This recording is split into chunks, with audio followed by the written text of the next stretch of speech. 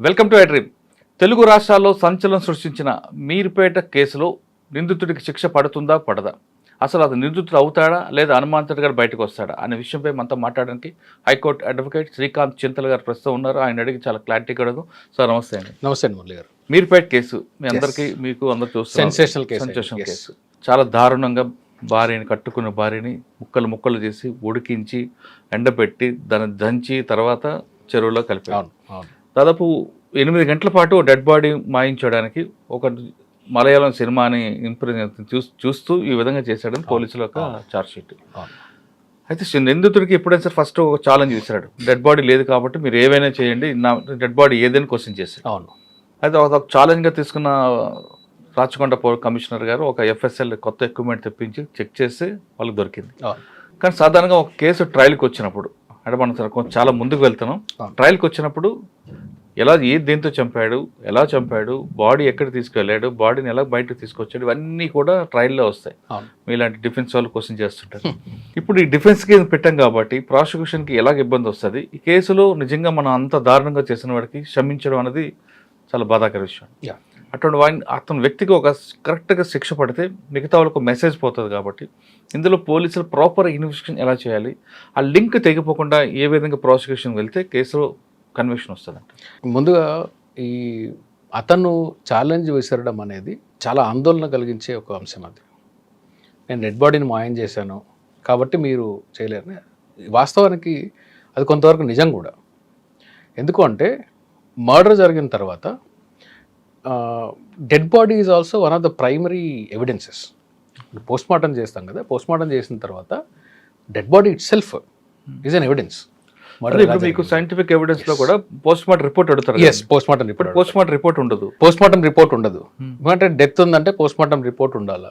That is body is an evidence బేసిక్గా. So ఇప్పుడు ఆ బాడీ దొరకని పక్షంలో మర్డర్ అనేది ఎలాగా కంట్రోల్ చేస్తాము అనేది మంచి it's a good legal point. In fact ఇతను ఏ సినిమాలు చూసి ఇన్స్పైర్ అయ్యాడో నాకు తెలియదు, కానీ దీని మీద ఇంగ్లీష్ సినిమాలు కూడా ఉన్నాయి. గాన్ గర్ల్ అని ఒక చాలా ఫేమస్ మూవీ ఉంది, అందులో కూడా ఆల్మోస్ట్ ఇలాంటి దీనిలో ఉంటుంది. తెలుగు కన్నడలో ఏ మూవీ నాకు తెలియదు, మలయాళంలో మలయాళంలో సూక్ష్మదర్శిని కరెక్ట్.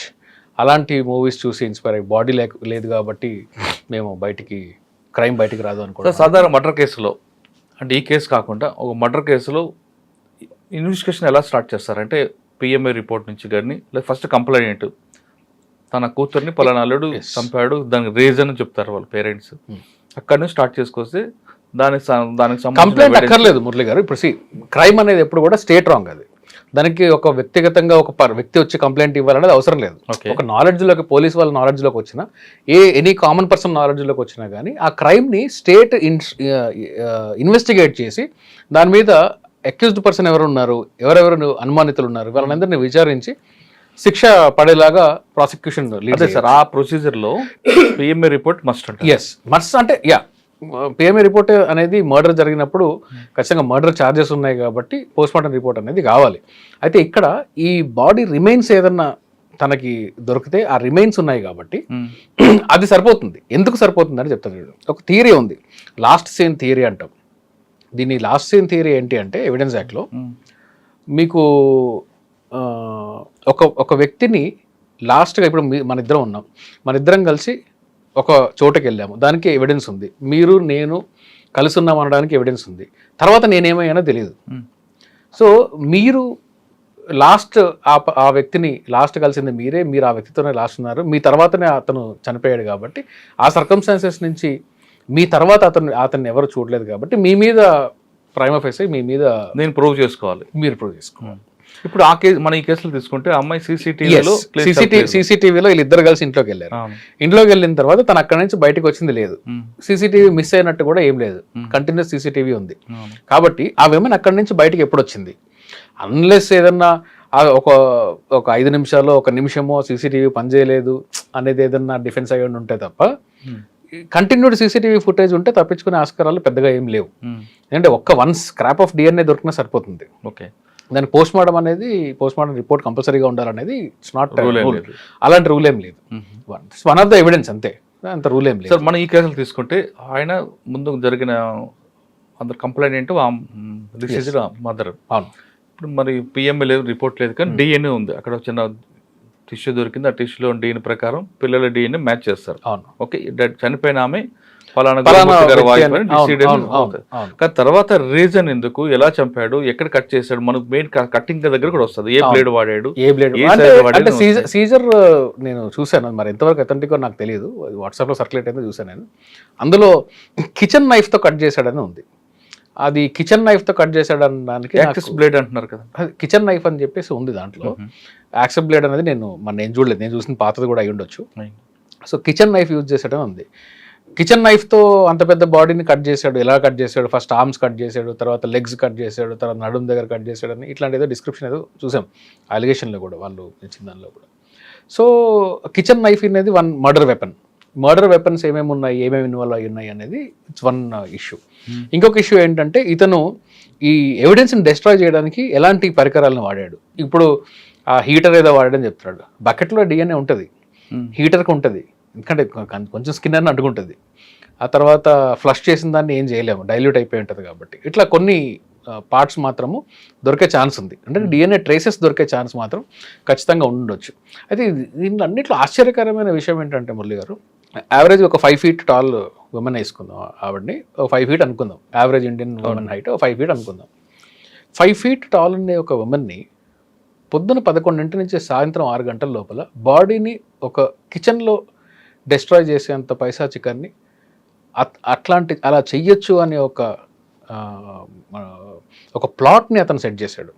సినిమాలు చూసో లేకుంటే ఇంకోదైనా చేశాడు అనేది అది పక్కన పెడదాం కాసేపు. ఇది చాలా చాలా జుగుప్స కలిగించేది, అట్లాగే భయం కలిగించేలాగా కూడా ఉంది. ఇది ప్రాక్టికల్గా ఇతను 1 dayలో చేశాడని నేను అనుకోవట్లేదు. ఇట్స్ అంతకుముందు ప్రీ ప్లానింగ్ అయి ఉండొచ్చు. అది 1 dayలో అప్పటికప్పుడు కాసేపు. ప్రాసిక్యూషన్ వల్ల స్టోరీ ఏంటి, పొద్దున గొడవ అయింది, పిల్లల్ని వదిలేసి వచ్చారు, పొద్దున గొడవ అయింది, కొట్టాడు, తర్వాత రియలైజ్ అయ్యాడు చచ్చిపోయిందని, అప్పటి నుంచి ప్లాన్ చేశాడు అనేది. సో నాకేమో అది పెద్దగా అంత కన్విన్సింగ్ థియరీ అనిపించలేదు నాకు. అది ఇతనికి ప్లానింగ్ ఉండాలి, ఇతని క్రిమినల్ మైండ్ ఉండాలి, ఇతను బహుశా దీని మీద స్టడీ కూడా చేసి ఉండాలి, ఇలాంటివి ఏదన్నా ఉండుంటాయి. అంటే వాళ్ళు చెప్పేది కూడా 8 hours అంత మొత్తం డిస్ట్రాయ్ చేసి 8 hours డిస్ట్రాయ్ చేశాడు. 5 feet టాల్ ఉన్న ఉమెన్ 8 hours మటన్ ఉడకబెట్టినా కానీ 4 hours పడుతుంది, అంటే మెత్తగా అవ్వడానికి.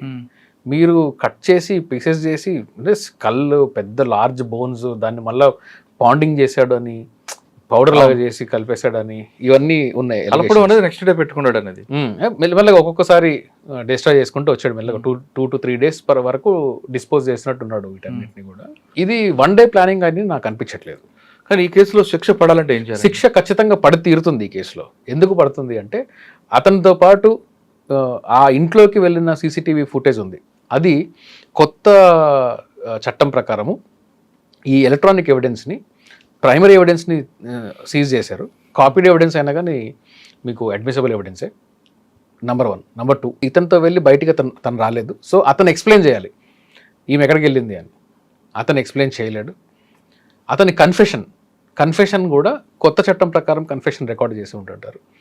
అది కొరాబరేట్ చేసుకున్నప్పుడు, థియరీకి కొరాబరేట్ చేసుకున్నప్పుడు, ప్రాసిక్యూషన్ ఏదైతే స్టోరీ రేపు చెప్పబోతున్నా, స్టోరీ అని రాంగ్ వర్డ్, ప్రాసిక్యూషన్ ఏదైతే జరిగింది అనేది వాళ్ళ ఇన్వెస్టిగేషన్ని ప్రపోజ్ చేస్తారో, కోర్టులో చేస్తారు, దానికి కానీ ఈ కన్ఫెషన్ కొరాబరేట్ అయ్యి ఉంటే ఒకవేళ, అది డెఫినెట్లీ అడ్మిసిబుల్ ఎవిడెన్స్. కానీ పోలీసుల ముందు కన్ఫెషన్ వాల్యుబుల్ కాదు కదా. పోలీసుల ముందు కాదు, డెఫినెట్లీ పోలీసులు నెక్స్ట్ డిఫెన్స్ అదే తీసుకుంటారు. పోలీసుల ముందు కన్ఫెషన్ కాదు, కానీ ఎక్స్ప్లెనేషన్ ఏంటి, ఇతను ఆ ఉమెన్ ఎక్కడ పోయిందని ఎక్స్ప్లెనేషన్ ఎలా చేస్తాడు? ఆమె అదృశ్యమైంది, పడుకున్నప్పుడు బయటకు వచ్చింది, ఎట్లా చేస్తాడు? అదృశ్యమైంది అంటే అక్కడ మీకు CCTV లేదనుకోండి, నాకు తెలియదు అని చెప్పొచ్చు. అసలు ఈ క్రైమ్ బహుశా బయటికి కూడా వచ్చి ఉండేది కాదు. అతను CCTVలో దొరికాడు కాబట్టి ఇద్దరు వెళ్ళారు, మళ్ళీ తిరిగి బయటికి రాలేదు, ఇతను ఒక్కడే వచ్చాడు కాబట్టి ఈ క్రైమ్ బయటకు వచ్చింది. కాబట్టి ఇట్స్ ఎ క్రూషియల్ ఎవిడెన్స్. అది ప్రాసిక్యూషన్ వాళ్ళు తీసుకోవాల్సిన జాగ్రత్తలు ఏంటి అంటే, ఈ ఎవిడెన్స్ ప్రతి ఒక్కటిని కూడా ప్రైమరీ ఎవిడెన్స్ని రికార్డ్ చేసి పెట్టడము, ఎలక్ట్రానిక్ ఎవిడెన్స్ని కూడా ప్రైమరీ ఫేజ్లో రికార్డ్ చేసి పెట్టడము, ఆ ఎలక్ట్రానిక్ రికార్డ్ యొక్క ఓనర్ దగ్గర మనము సర్టిఫికెట్స్ తీసుకొని ఈ ఎవిడెన్స్ యాక్ట్ ప్రకారము దాన్ని ప్రైమరీ ఎవిడెన్స్ లాగా ట్రీట్ చేసే విధంగా ఇప్పుడే ప్రికాషన్స్ తీసుకోవడం. ఏం చేస్తుంటారంటే ప్రాసిక్యూషన్ లేకనాస్ ఎక్కడ ఉంటాయంటే, ఫర్ ఎగ్జాంపుల్ వీళ్ళు ఏం చేశారంటే సీసీటీవీ ఫుటేజ్ తీసుకొని వచ్చేసారు ఒక మర్డర్ కేసులోని. సీసీటీవీ ఫుటేజ్ చేశారు, దానికి సంబంధించిన DVD తీసుకొని వచ్చి కేసులో వేశారు. కానీ ఆ DVD ఏంది అంటే ఫస్ట్ కాపీ. అది వీళ్ళు రైడ్ చేసిన తేదీ ఏంది అంటే ఛార్జ్ షీట్ ఫైల్ చేయడానికి 1 day బిఫోర్ మెయిన్ సోర్స్లో నుంచి CD కాపీ చేసి అది తీసుకొచ్చి కోర్టులో వేశారు. ఆ డేట్ వస్తుంది. అయితే డిఫెన్స్ ఏం చేశారు, డిఫెన్స్ దాని ప్రాపర్టీస్ ఓపెన్ చేసి చూసి ఈ డేట్ 1 day బిఫోర్ కదా మీరు కాపీ చేసింది, ఇది ఒరిజినల్ కాదు కదా అన్నప్పుడు ఇన్వెస్టిగేషన్ ఆఫీసర్ తప్పక ఎస్ ఇది 1 day బిఫోర్ చేసాము, ఒరిజినల్ నుంచి ఇది కాపీ చేసి వేసినదే అని చెప్పేసి అన్న తర్వాత దానిలో ఎక్విటల్ వచ్చింది. సో అట్లాంటి లాకునాస్ లేకుండా, మరి సిల్లీ లాకునాస్ ఇవన్నీ, ఇలాంటివి లేకుండా ప్రాసిక్యూషన్ కానీ ఫస్ట్ నుంచి కొంచెం కేర్ తీసుకుంటే, ఇది రేరెస్ట్ ఆఫ్ ద రేర్ కాబట్టి నేను వ్యక్తిగతంగా హ్యాంగింగ్ చేయడానికి నేను వ్యతిరేకం. వ్యక్తిగతంగా నేను మర్డర్కి అయినా కానీ ఉరిశిక్ష వేయడం అనే దానికి నేను ప్రైమరీలీ వ్యతిరేకం. కానీ ఈ కేసులో బహుశా రేరెస్ట్ ఆఫ్ ద రేర్ కాబట్టి, ఈయన ఎవిడెన్స్ని డిస్ట్రాయ్ చేయడానికి పైశాచికంగా చేశాడు కాబట్టి ఖచ్చితంగా ఇతనికి ఉరిశిక్ష పడుతుందని చెప్పేసి నేను అనుకుంటున్నాను. కానీ ఆయన తరపున ఒక డిఫెన్స్ సర్టిఫికేట్ ఇప్పుడు మీరు చెప్తున్న టెక్నికల్ ఇష్యూస్ బేస్ చేసుకొని ఫస్ట్ కంప్లైంట్ కూడా మిస్ అయింది నా భార్య అని తల్లికి చెప్పాడు కాబట్టి నా క్లయింటే డిఫెన్స్లోకి రాడు, నా క్లయింట్ కాదు ఇన్నోసెంట్, నా భార్య కనబట్టలేదని ఆయనే చెప్పాడు కాబట్టి ఆయన మీదే మీరు అది గ్రౌండ్ కాదు. ఎంతో మంది క్రిమినల్స్ ఏం చేస్తారంటే క్రైమ్ వీళ్ళే చేసి వాళ్ళే వచ్చి కంప్లైంట్ ఇస్తడం అనేది చాలా కేసెస్లో జరుగుతుంది. యాక్చువల్గా అక్యూజ్డ్ వాళ్ళే అయి ఉంటారు. దొంగతనం కేసులు ఉంటాయి, మర్డర్ కేసెస్ ఉంటాయి, ఇలాంటివి చాలా ఉంటాయి ఇట్లాంటివి. సో కేసులో చెరువులో కలిపాడు, ఆ స్కల్ దొరికి ఆ స్కల్ అంతా మనం DNA చేసి సూపర్ ఇమ్యూన్ చేసి ఒక పొజిషన్ వస్తుంది. గతంలో చాలా కేసులు. ఇప్పుడు ఈ కేసులో ఈ స్టేజ్లో నేను చెప్పడం అంత సమంజసం కదా నాకు తెలియదు, but I will tell you, మనిషి మర్డర్ అయ్యింది అనేది ఎస్టాబ్లిష్ చేస్తే ఇతనికి శిక్ష పడిపోతుంది. బాడీ రికవర్ అవసరం లేదు. ఓకే, సో మర్డర్ జరిగింది, ఈ మనిషి చచ్చిపోయింది అనడానికి ఎవిడెన్స్ ఇవ్వాలి. ఇప్పుడు మనిషి చచ్చిపోయిందా లేదా అనేదే డౌట్ఫుల్గా ఉండుంటే అందులో కన్విక్షన్ పడడం కొంచెం కష్టమే. ఇప్పుడు ఈ కేసులో బాడీ రికవర్ లేదు కానీ DNA దొరికింది. DNA దొరికితే కాదు, DNA దొరికింది అని చెప్తున్నారు వాళ్ళు. ఆ DNA బేస్ చేసుకొని కన్వర్షన్ తీసుకురావచ్చా? DNA బేస్ చేసుకొని తీసుకురావచ్చు. ఇప్పుడు హెయిర్ నుంచి DNA తీస్తారనుకోండి, ఎలా తీసుకొస్తారు? ఇంట్లో జుట్టు ఊడిపోయి ఉండొచ్చు. అవును.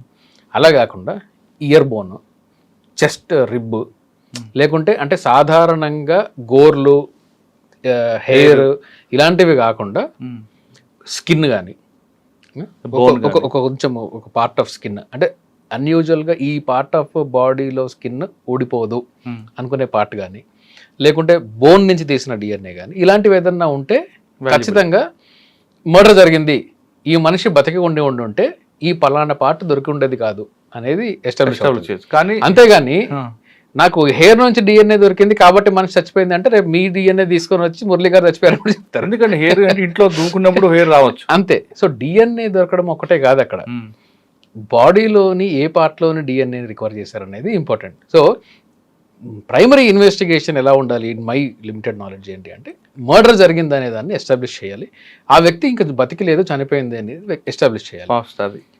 ఇది ఎప్పుడు ఒకవేళ రేపు ఇతను కన్ఫెషన్ని కోర్టులో లేదు నేను చేయలేదు అన్నాడు అనుకోండి, అప్పుడు ఈ క్వశ్చన్, లేదు నేనే చేశానని చెప్పేసి ఒప్పుకున్నాడు అనుకోండి, లేదు నేను చంపేస్తాను, ఇట్లా చేశాను, డిస్ట్రాయ్ చేశాను అని ఒప్పుకున్నాడు అనుకోండి, ఏ గొడవ లేదు. స్వతహాగా ఒప్పుకున్నాడు కాబట్టి మేబీ యావజ్జీవనం పడుతుందేమో ఉరి బదులు డిస్ట్రాయింగ్ ఆఫ్ ఎవిడెన్స్ కాబట్టి సడన్ అవుటరేజ్ చేశారని చెప్పుకుంటే ప్లీజ్ చేసుకుంటే మహా అంటే లైఫ్ కన్విక్షన్ పడుతుంది.